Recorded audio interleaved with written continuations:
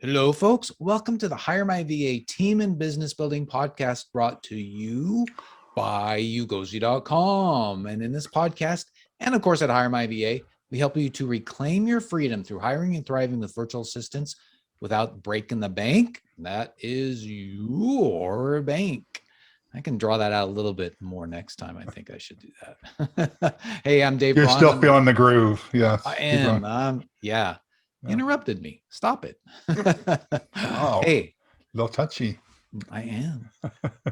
Well, hopefully you guys know me by now. I'm Dave Braun, and I'm here with my partner, fantastic business mentor and coach, but most importantly, my good friend, advisor, Larry Broughton. The crowd goes wild. Yes. Hello, handsome David. Hey, how are you today? I'm good. Thank you. Good. Beautiful day again here in Southern California. We live a rough life out here. Yeah, it's tough. I have to actually put a jacket on today to go outside. I know. Got to be a windbreaker. A chilly 64 degrees. Yeah. I'm cold. Okay. Well, we got a great question today. And this it's one of the important ones in order to know and to improve our businesses. The question is, how do I do a work climate survey? Oh, geez. Yeah. Well, Larry, the next episodes in 126, 127, at least the plan is that we're going to talk about psychological safety, the importance of it and what it is.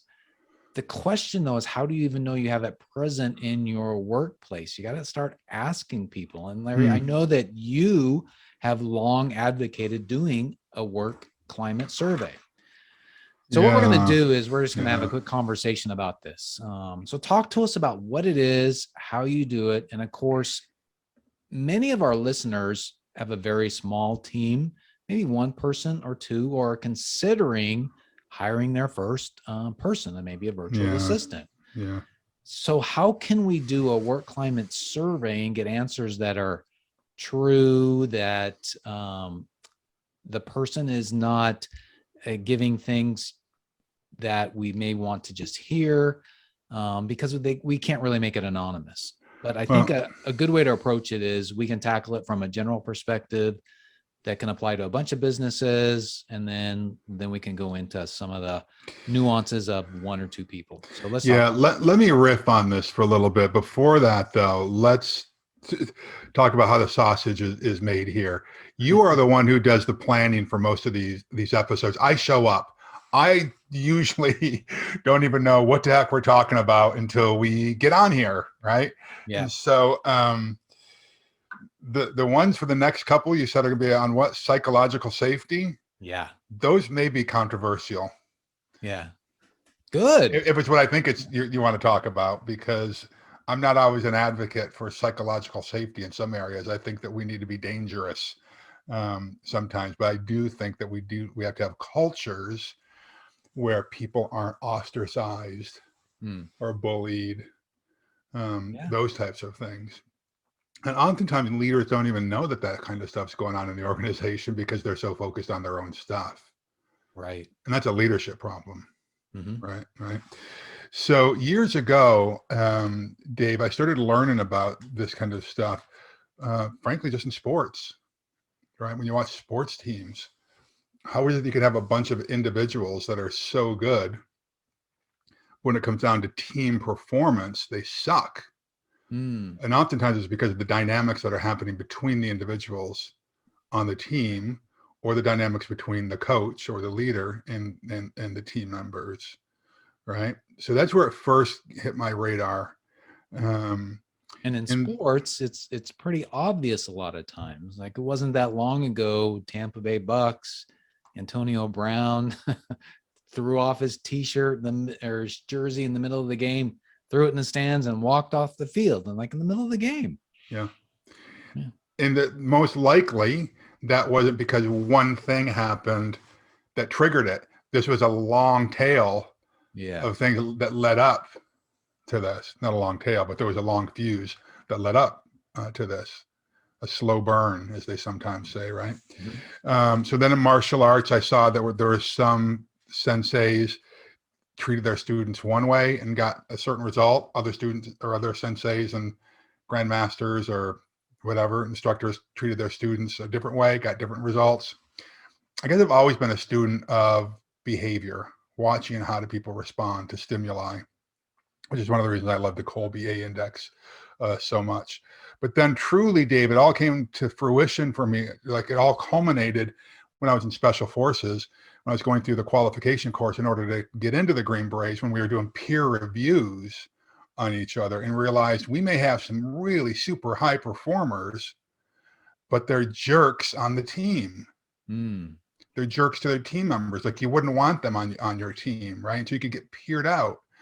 And when they started talking about how the importance of morale on a team is, that a team that has high morale, has a shared cohesive vision, can outmaneuver and outperform a better funded, better staffed, team or unit any day of the week, right? And so it all started making a lot of sense to me. And so I started applying that stuff to my business when I was in San Francisco, my former company. And so what is a confidential work climate survey? Well, the first key is that first word, confidential. Okay. People oftentimes will not give you their honest opinion if they think it's going to backfire on them.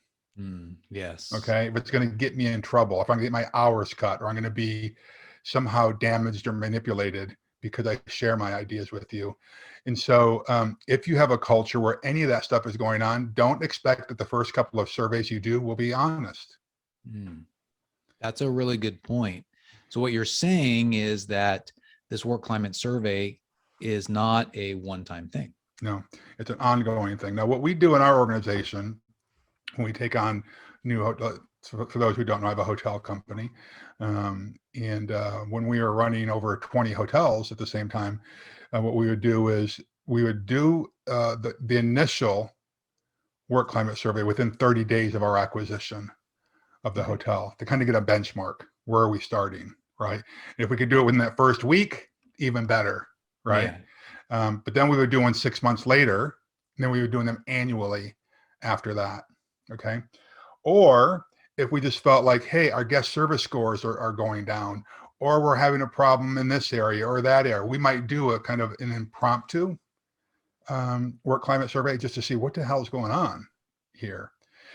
We've narrowed it down to about, I think, 40 some questions at this point. We asked them everything about, do you have the tools to do your job?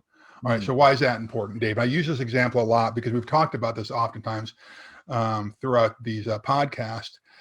In the hotel industry, imagine that you go to TripAdvisor or any of the online reviews and you keep seeing over and over again when you're looking at reviews, hey, I'm going to go stay at XYZ Hotel in Laguna Beach. And as you're reading the reviews of past guests who stayed there, dusty fans, dusty picture frames, and you see that over and over again, there's a pattern here, right? And you, as a leader, you would ask yourself, okay, why do I keep seeing this? If people are complaining about it, something's going on. Either people aren't being coached up or they don't have the tools to properly do it, right? And so we took over a hotel, and indeed, I'm using this example because this is indeed what had happened. So we get there, and sure enough, all of the room attendants are 5'4" or 4'11" to 5'2". They're all shorties, right? And so one of the things we like to do is ask them, okay, what do you need to do? What tools do you need to do your job better? And right out of the gate, we didn't even need to mention that they had these bad reviews. They knew it. They said they've been asking for dust wands, which is basically just a wand that's got a little attachment where you can dust on high things and be 3'4" and still be able to do your job. So we got those, and guess what happened? Immediately, they felt better about their job. The guest service scores jumped up. People feel like they want to be on a winning team. The team members felt like, wow, these people are actually listening to us. So all of a sudden, we were getting loyalty that the former owner never got because these room attendants kept asking for a basic tool like that, right? So we ask everything from, do you have the tools to be effective at your job? Do you trust your teammates? Do you respect your manager? If you were offered more money at another job, would you take it? If you were hospitalized, do you feel like your team members or supervisor would visit you? Those types of things, questions that we ask. Um, And when you're asking these questions, do you do it on a scale of 1 to 10, 1 to 5? I think it's strongly disagree to strongly agree. Okay, so it's like about a 5-point scale. Okay. Yeah. Yep. And so that's what we did. Now we started out with many more questions than that, but we narrowed it down to about 40, 44, I think is what it is at this point. Now, in the beginning, Dave, we just administered this in-house. We had our office manager do this. Okay. And we put all over it, this is confidential. Larry and his partner are never going to see, these results. But when you got a few, and by the way, we try not to get them to write things out, because the thing is, well, they're going to recognize my handwriting. Yes. Okay. So then we started giving laptops. You can come in and take it on the laptop. If you want to type something out, you can put it on a laptop, because people were saying, well, if you email it to me, you're going to trace down the IP address. Like, believe me, I don't have the time for that. But people will come up with reasons why not to, right? And the funny thing is, if you have people that are they're so afraid to give you their confidential information or their confidential feedback, you have a culture of distrust. Yes. So you've got to ask yourself, why are they so concerned about this? Okay. So when we first did the first one, oh my gosh, did we get shellacked? We got shellacked. They took us to task, and you probably had a write-in area where they could write in comments too. Oh yeah. And my business partner did not want to reveal how bad of a beating we got. And I said, absolutely not. No, we have to share exactly how bad it is. Yes. And then we have to come up with a game plan to say, here's how we're going to fix it. And we have to have some very early victories, or else they're not going to trust us in this.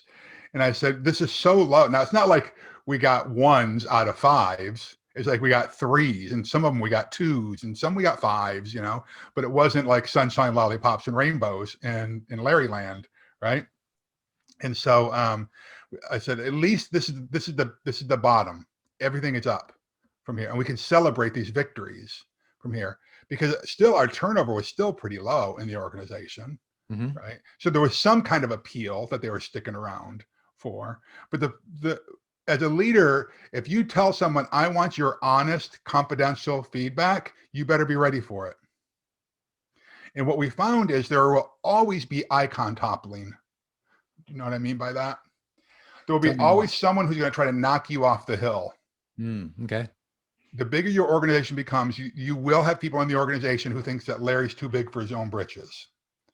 And they're going to this is their opportunity to take swings and stabs and give you barbs, Right.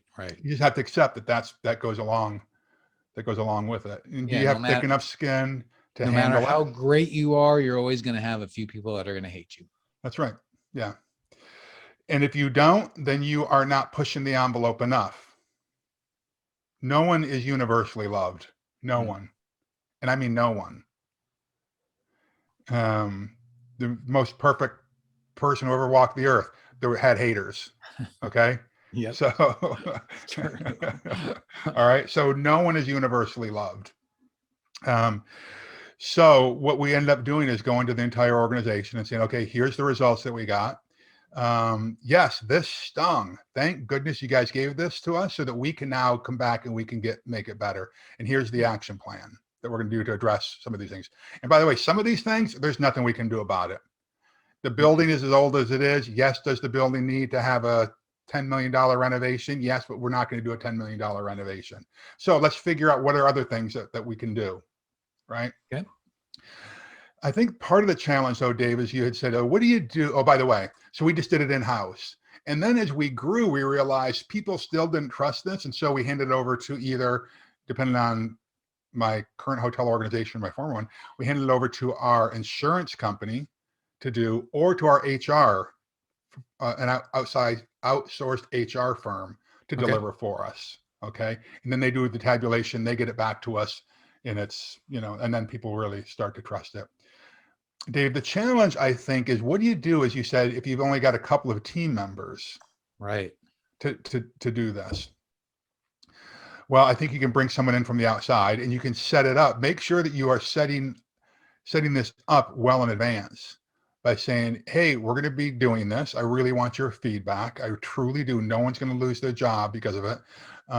And you could do it a couple of ways. You could bring in an outside mentor or leadership consultant or leadership organizational development.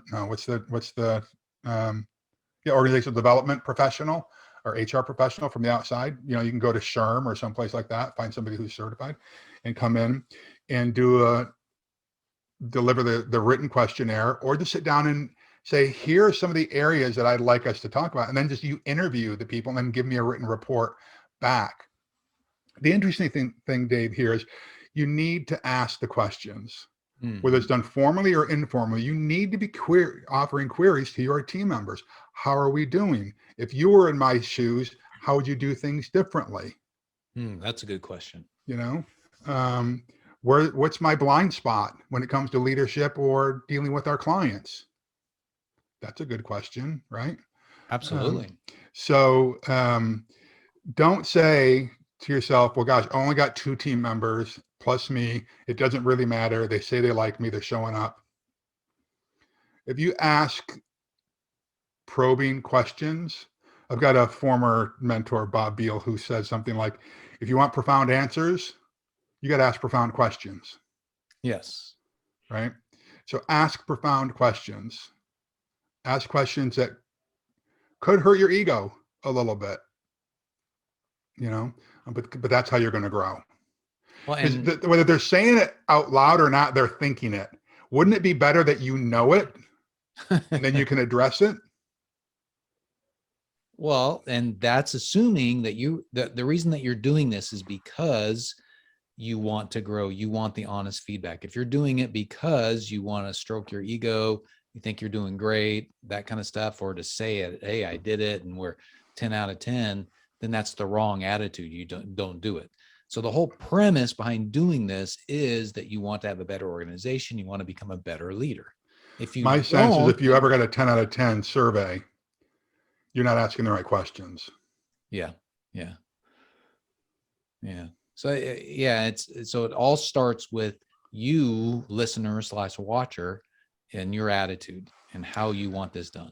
Well, Dave, I think one place to start with this, of building this culture of growth, vulnerability, is these 6 questions that are on the bottom of my to-do list that I shared with a bunch of these things. I'm just going to remind again. Yeah. When you start asking your team members things like, what decisions do you need from me?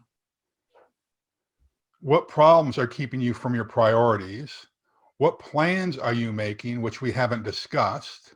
Like, you're asking them questions. You want their feedback. What progress have you made since we last met? On a scale of 1 to 100, how are you doing personally and why?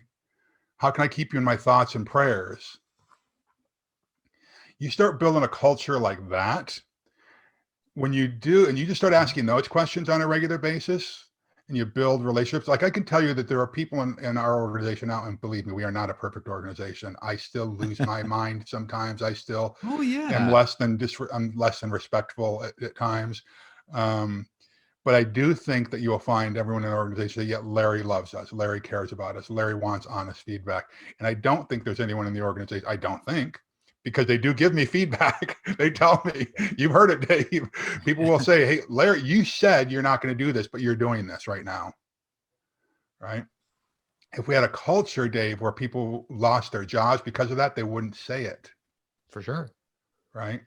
So I think start by building a culture where questions and questioning are key to growth. It can't just be you as the leader sending out edicts all the time, information flowing downhill. You got to be asking for information. And the confidential work climate survey is a great way to do this. And Larry, you as the leader have to go overboard in communicating the reasons why you want to do this. There's no ramifications for them. There won't be any repercussions, because naturally we just default to think that there will be something that will come back to bite me. I'll give you an example. I remember leading a team at semiconductor company in the corporate world. People were not willing to give their honest opinions on this stuff. And the reason was because they said, well, if I don't, I'm afraid I'm going to lose my job. And then I asked them, who have you known in this company who has lost their job based on giving this, based on giving feedback like they're asking for? None. So the reality is if you look at it in organizations, most of the time it doesn't happen, but there's always that worry in our mind that it is going to happen to me. So as leaders, we have to go above and beyond the call of duty, above and beyond what we would normally think, and really assure people that nothing is going to happen. Well, this is why I'm saying the first couple that you do may not be real. Yes. The results may not be honest. It could swing too far to one direction, like they're not going to say anything bad at all, or the other direction where, oh my gosh, finally this is my opportunity to give Larry his curmudgeons. Yeah. Right. Yeah. And I'm going to give him everything I've got. It could swing anywhere, either side, right? So, but once you do this either side, once you do this a couple of times, those extremes will drop off.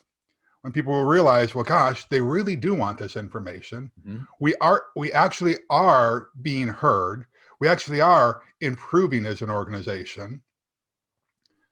Maybe it will be beneficial. If I don't like something about it, maybe I need to raise my hand and say something about it so that my life gets better about it. Yeah. So what I would encourage people to do is that first couple that you get, when you get 10s out of 10s, glowing remarks, hey, Dave, I don't need to do this anymore. I've done it twice already, and they gave me amazing reviews. Why keep asking? Well, because they're watching, And like I said, bringing new team members in sometimes changes the dynamics. Bringing in a new client could change the dynamics. A new operating model could change the dynamics. So you have to do it over and over again.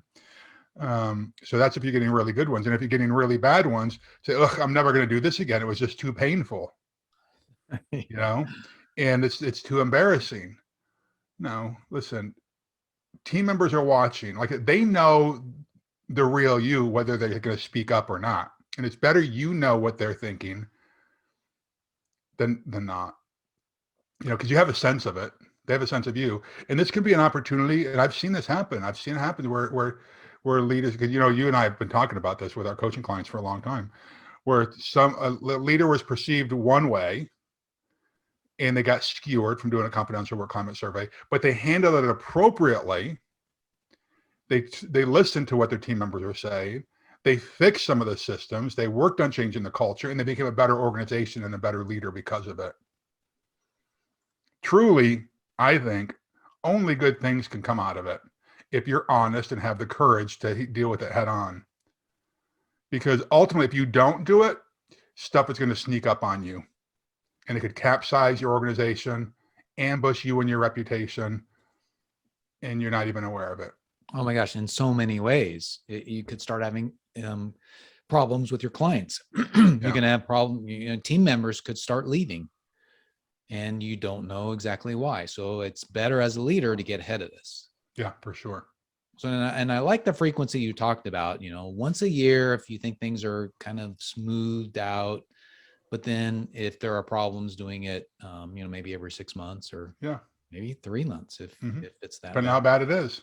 But like, if you have let's say that you're a multi-unit something, and you're based in Boise and you've got a location in Chicago where you just feel like the productivity has gone down, the profitability has gone down, you're getting more client complaints from that unit than any place else, then you just do it quarterly as you need to do it, until things turn around. Because maybe you just got a bad leader there, or maybe who knows? It could be a variety of things. It could be the working conditions. It could be that they've got ceiling tiles falling down around them and they got water leaks. I've seen it.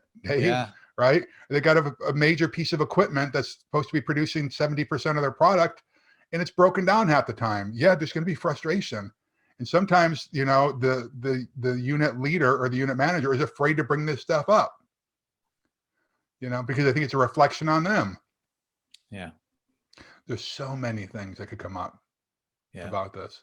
So But generally a frequency then would be you don't want to do it every month, but it's going to depend upon how fast you can make changes in your organization and really make changes. If it's something as simple as, when I say simple, is something as simple as replacing some pieces of equipment, well, you may want to do it more often.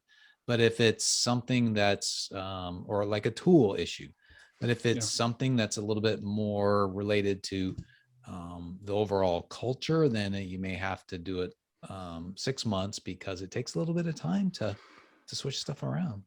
Yeah. So here's some of the challenges, Dave. You don't want to do it so often that people become, what's the word I'm looking for? Fatigued by it, right? Now, it does become particularly challenging if you're not the person with the 1G, 2G, 3G, 4G, 5 people that are working in your same office. It's because particularly challenging when you've got multiple locations and you have unit leaders or managers, right? Let's say that unit leader or manager in Chicago, let's use that example again. They feel like they got their unit got bad reviews. You have to really you need to have a conversation with that leader to say, listen, there cannot be retaliation. This is good news for us. We now have a roadmap to the future that we did not have before. You are not going to lose your job because of this. I mean, it's a possibility if things don't change, for sure, but because there's one bad review, bad work climate survey, you're not going to lose your job for. But how we respond to it could elevate you or shepherd you out the organization, right? So if it gets back to me that people are feeling threatened, harassed, whatever it is, that you better give me a good mark next time, or I know that you're the one who said this. If that ever gets back, yes, you will lose your job for that. So how you handle, how you respond as the leader, the business owner, the CEO of the organization is so vitally important. And so what I would encourage you to do is have conversations with your team prior to ever doing this, particularly your leadership team, your management team, if you do have more than just you who's pulling on the oars on this. Does that make sense, Dave? Oh yeah, absolutely. Absolutely. I would encourage people, if you've got questions about this, put something in the comment section here, send Dave or I a message. We can talk to you more about this. We've gone into organizations and do this and to coach you through it. We're available to do that as well for some ad hoc coaching or mentoring on this specific topic. Just let us know. We're available. But I'd love to hear from you in the comment section of wherever you're finding this, whether you've done work climate surveys before in the past and what have the results been. I'd love to hear the good, the bad, and the ugly about this. Absolutely, because that's how we learn, right? Exactly. Yeah. All right. Well, sounds like it was a great episode. I mean, I got a lot out of it. Thanks, Larry, for telling us about your experience on that. That was really good. Some great tips. Good. And folks, really take these tips to heart because they're awesome. And thank you again for joining us to hear about how to do a work climate survey, some of the best things to do and some of the things that not to do. Yeah. Remember, though, building a team is the way to reclaim your freedom, and building that team the right way requires these work climate surveys. It really does. Yeah. And of course, like Larry said, we're here to help you with our course and community. We do coaching and our white glove service, where we find a rock star VA for you. So 3 things we'd love for you to do, and we'd really appreciate it. Number 1, subscribe to this podcast. If you haven't already done so, either on your iPhone or your Android phone, and then on YouTube, hit the little subscribe button and click on the little bell next to it to get reminders. And then number 2, give us a rating, preferably 5-star, but as we talked about in the work climate survey, give us your honest opinion and feedback, because that will help us really grow and do a better job of what we're doing. Right. Leave a comment. Tell us about work climate survey that you have actually experienced and what the organization did as a response to that, or they didn't respond. Give us the good, the bad, the ugly on that.